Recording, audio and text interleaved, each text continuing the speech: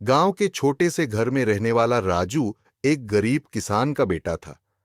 उसके पिता दिन रात मेहनत करके फसल उगाते, लेकिन पैसों की तंगी हमेशा बनी रहती थी। राजू का सपना था कि वह एक बड़ा अधिकारी बने और अपने परिवार की हालत सुधार सके, लेकिन परिस्थितियां उसके खिलाफ थीं।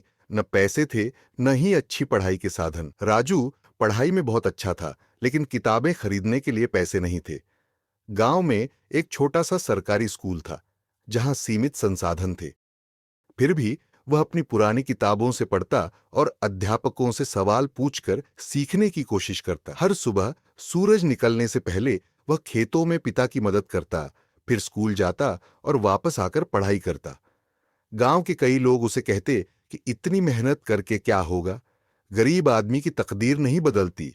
लेकिन राजू ने इन बातों पर ध्यान नहीं दिया और अपनी पढ़ाई जारी रखी। 12वीं कक्षा के बाद उसने एक बड़े शहर की सरकारी परीक्षा की तैयारी करने का सोचा, लेकिन पैसे की कमी ने उसे फिर से रोकने की कोशिश की। उसने खुद छोटे मोटे काम किए, अखबार बेचे, बच्चों को ट्यूशन पढ़ाई और रात में स्ट्रीट लाइट के नीचे बैठकर पढ़ाई की। कई बार असफलता मिली। पहली बार परीक्षा दी तो वह पास नहीं हो सका। दूसरी बार कोशिश की तो कुछ अंकों से रह गया, लेकिन उसने हार नहीं मानी। वह हर असफलता से सीखता और अधिक मेहनत करता।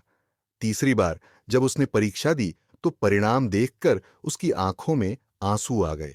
उसने परीक्षा पास कर ली थी। उसका चयन एक सरकारी अधिकारी के पद के लिए हो गया था।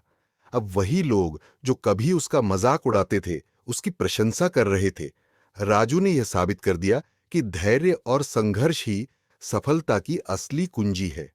अगर वह पहली या दूसरी असफलता पर हार मान लेता तो कभी अपनी मंजिल तक नहीं पहुंच पाता। संघर्ष से डरना नहीं चाहिए, क्योंकि वही हमें मजबूत बनाता है। धैर्य रखने से ही सफलता मिलती है, क्योंकि कोई भी चीज रातों रात नहीं बदलती।